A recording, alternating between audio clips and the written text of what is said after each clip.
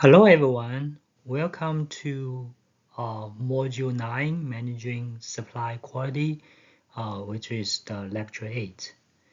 In this lecture, we'll explore how organizations maintain and improve quality of their products by working closely with their suppliers. Think of this way. If you are baking a cake, the quality of your cake depends on not only your skills, but also the ingredients you use. So in the same way, companies rely on their suppliers for the ingredients that goes into their products. By the end of this lecture, you understand how supply quality management drives performance, reduce defects, and strengthen customer throughout the entire supply chain. Here is what we'll cover in this module. We'll start with the value chain and the chain of customers, two important concepts that help us understand how value flows through an organization and its partners. Next, we'll discuss how to build strong supply partnerships, including alliances and supply development strategies.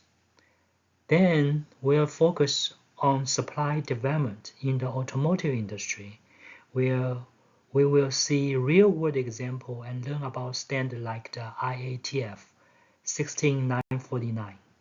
Finally, we'll wrap up a summary highlighting key takeaways for managing supply quality. All right, let's begin the concept of the value chain. The value chain is a powerful concept developed by Michael Porter. It helps us understand how a company activities like production, marketing, and logistics create value for customers. In simple terms, it's about breaking down a company into its key activities and asking, where do we add value? And where can we improve or reduce costs? For example, imagine a smartphone manufacturer. The design team, suppliers providing microchips, and customer service department all contribute to product overall value. The value chain also connects to a larger value system, which includes suppliers and customers. So a company is not working in isolation. It's a part of the interconnected system that determines competitiveness. Now, each part of the system adds value efficiently, the final product becomes more attractive to the end customers. Now let's move from the value chain to the chain of customers, a concept that highlights internal quality responsibility. The idea is simple. Each step in the process treats the next step in the process as its customer. That means every employee or department is both a supplier and a customer. Think about a restaurant kitchen. The person preparing the vegetables supplies the cook. The cook supplies the server. And the server finally serves the customer. If each internal customer is satisfied, the final customer will be satisfied too. The mindset encourages accountability and reduce defects because everyone focuses on meeting the needs of the next person in line. So when we think about quality, it's not just about the end product. It's about building quality into every stage of the process. Now, let's connect these ideas to how companies manage their entire supply chain. Now we move from the internal value to the bigger picture, the supply chain. Managing the supply chain means coordinating everything from the suppliers and the plants and to distributors and to customers so material information flows smoothly. Think of this like the relay team. If one runner fumbles the handoff, the whole team slows down. In practice, this includes procurement, buying the right parts, logistics, moving them on time, and the quality coordination, making sure parts meet specifications. When these pieces are synchronized and you get consistency, fewer surprises, and happier customers. Let me give you a quick example. If a phone maker and its chip supplier shares forecasts, the supplier can plan production and avoid shortages. Okay, so let's look at how companies treat suppliers as partners rather than just vendors. Suppliers alliances are about partnership, treating suppliers like an extension of your company rather than a separate entity. Why does that matter?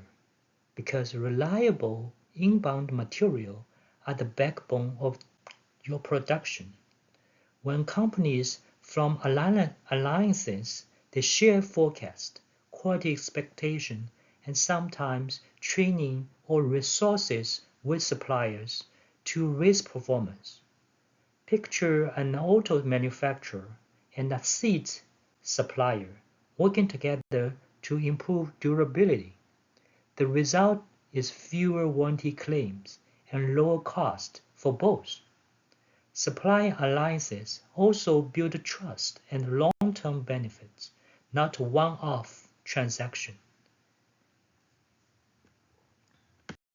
Now let's turn to risks, because even the best alliances can face disruptions.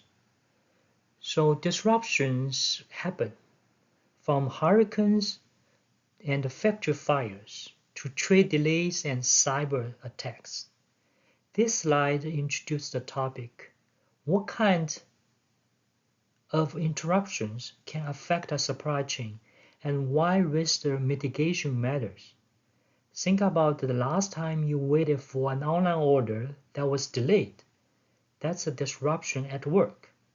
For companies, disruptions can mean missed shipments, quality problems, or halted production lines, and those can be expensive.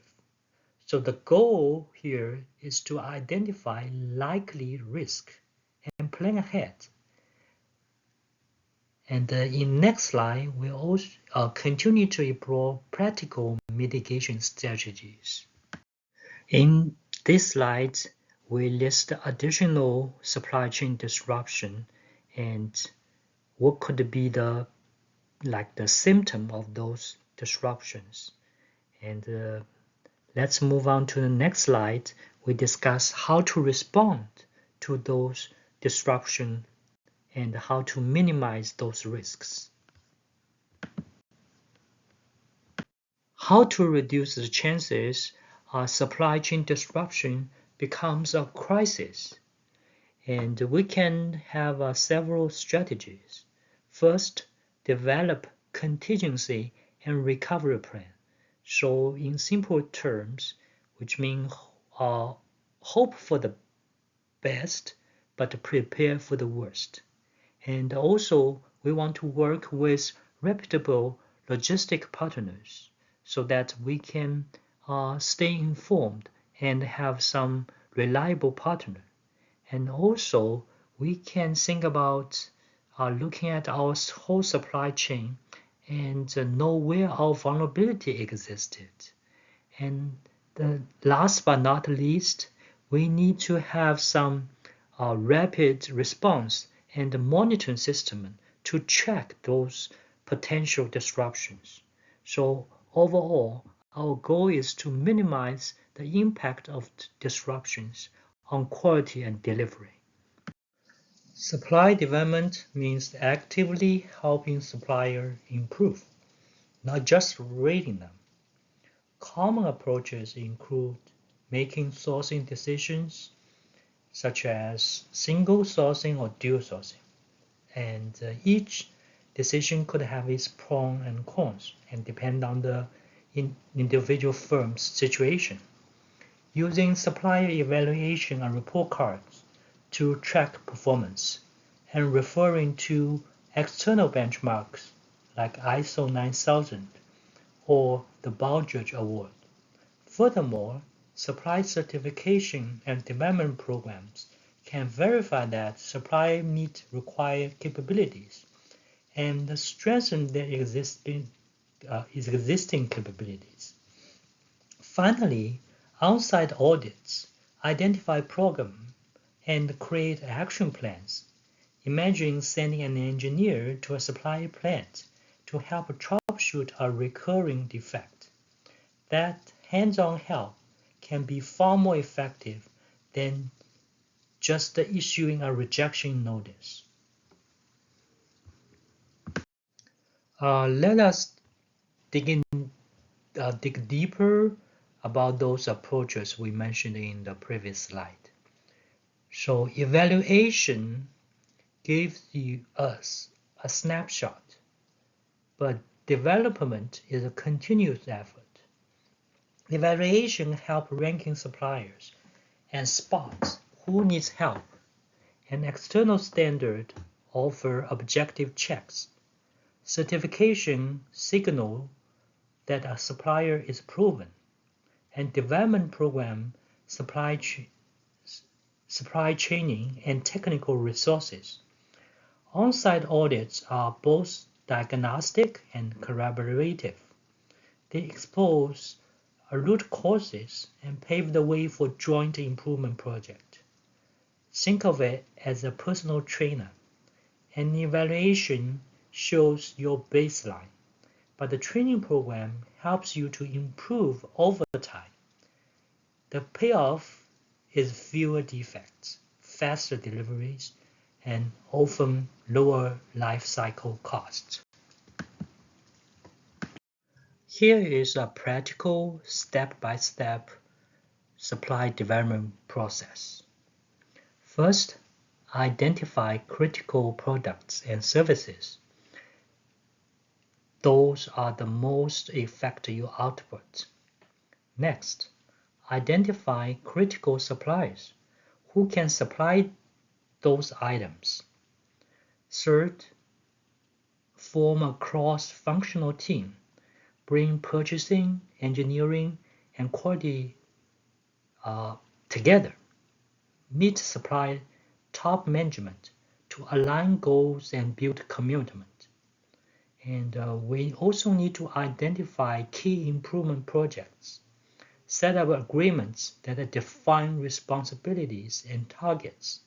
And finally, monitor status and modify strategies as needed. Each step builds trust and accountability. Let me give you a real-world example. A manufacturer identifies a supplier whose parts cause most scrap. By forming a joint team, they can reduce scrap dramatically within months. Supply development covers several dimensions. It's not one size fits all.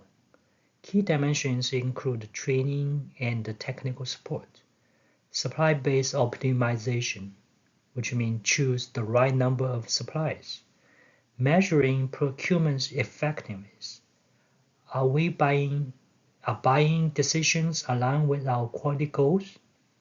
And distinguishing evaluation from real capability building.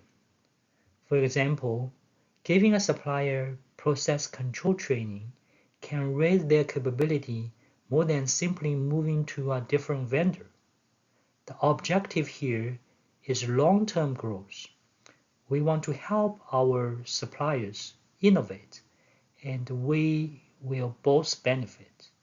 Think of development as investment, short-term cost to gain long-term stability and quality. Technology can help us scale supply management, and we have the one system called Supply Relationship Management System. These systems centralize data on spending analytics, procurement activities, supply scorecards, and performance tracking. Imagine a dashboard where you can instantly see which suppliers are late, which suppliers are producing defects, and where spend is concentrated. That visibility makes it easy to prioritize development efforts and spot trends. Supply relationship management system turns supply management from an Excel-based guesswork task into a data-driven discipline.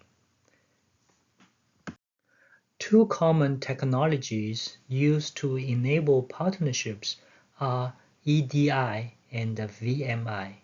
EDI stands for Electronic Data Interchange, which allows systems to exchange purchase orders, invoices, and shipping notice automatically and cutting manual work and errors. And the vendor manager inventory gives suppliers responsibility to monitor and replenish a customer's stock. A good example is a beverage supplier managing fridge stock at a convenience store. When inventory drops, the supplier ships replacement orders automatically. Both EDI and VMI reduce paperwork, improve accuracy, and help avoid stock out, which is great for quality and customer satisfaction. Supply chain quality management is a system-based approach to performance improvement that leverages upstream and downstream links with suppliers and customers. Instead of treating quality as a single department task, we coordinate quality goals across the entire supply chain. That means shared metrics, aligned incentives, and coordinated improvement projects. Imagine a product defect that can be traced back to a supply process with strong supply chain management. We can fix the root cause together instead of playing the blame game. So the result is few defects, low cost, and faster innovation. The automotive industry is an excellent case study of the supply quality because it relies on thousands of suppliers and has exceptionally high quality expectations. A single faulty bolt or sensor can lead to recalls or safety issues, so car makers invest heavily in supply development. Automotive supply chains demand traceability, strict specifications, and continuous improvement. So that's why standards and formal programs are the norm here. They want to ensure supply meet the rigorous expectation of the OEMs. IATF 16949 is the automotive sector's quality management standard, built on ISO 9001:2015. Its core focus is on continuous improvement, defect prevention, waste reduction, and process efficiency, all critical in a safety sensitive automotive industry. The standard is structured into 11 sections from 0 to 10 that cover everything from leadership responsibilities to operational controls. For suppliers, certification to IATF 16949 is often a precondition to doing business with major automakers in the world. Think of it as the quality passport. If you want to supply the parts to automotive industry, you need to show that you follow the world-class processes of IATF 16949. In this slide, we can see IATF 16949 sections from 0 to 10. And here the essential information about this standard. It aligns with ISO 9001 highest level structure covering scope, leadership, planning, support, operation, performance evaluation, and improvement. What makes it unique are the automotive-specific requirements layered on top, stricter controls on product realization, change management, and supply oversight, plus emphasis on traceability and non-conformance handling. The bottom line is processes must be documented, measurable, and demonstrable effective. For us, if you ever work in automotive quality, you will see this expectation show up everywhere, from supply contracts to factory floor checklists. Okay, let's close with 4 key takeaways. Supply quality, which drives consistency and customer satisfaction across the entire value chain. And the partnership and development, which building supplies capability leads to continuous improvement and mutual gains. Technology integration tools like the Supplier Relationship Management System, EDI, and the Vendor Manager Inventory boost the visibility and reduce errors. And the standard and risk management framework such as IATF 6949 and proactive mitigation ensure resilience and defect prevention. Think of the supply quality as a team sport. When everyone, whether it's the internal teams and the external team, our suppliers, we play together, the final performance will be much better.